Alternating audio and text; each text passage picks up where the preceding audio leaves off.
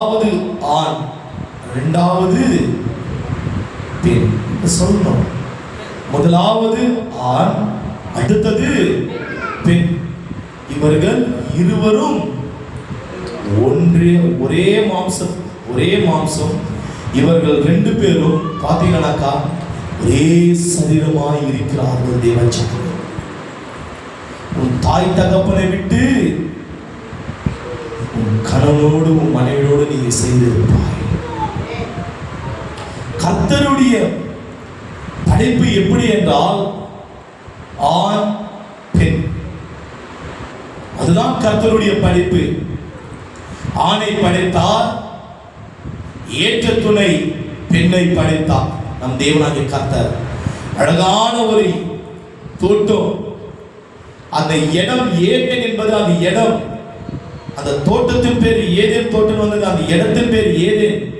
அது நிமித்தம் அந்த தோட்டத்தின் பேர் ஏதேன் தோட்டம் என்று வந்தது. அந்த தோட்டத்துக்குள்ள ஆண்டவர் மனிதனை படைக்கவில்லை. மண்ணை எடுத்து பிசைந்து ஒரு உருவத்தை செய்யவில்லை. தோட்டத்துக்கு வெளியே மண்ணை எடுத்து ஆண்டவர் செய்து அவனை தோட்டத்துக்குள்ள கொண்டு வந்து அந்த இடத்துல வைத்து அவனுக்கு ஜீவனை கொடுத்தார்.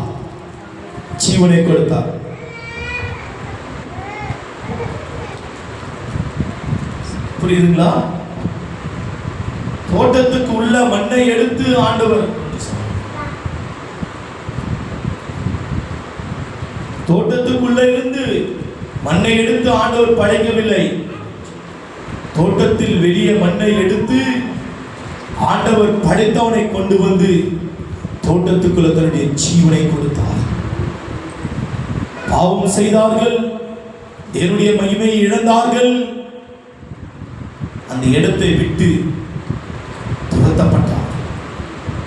இப்பொழுது அந்த தோட்டம் எங்கிருக்கிறது என்று சொல்லி பார்த்தால் வெளிப்படுத்தின விசேஷம் திட்ட தெளிவாக போதிக்கிறது.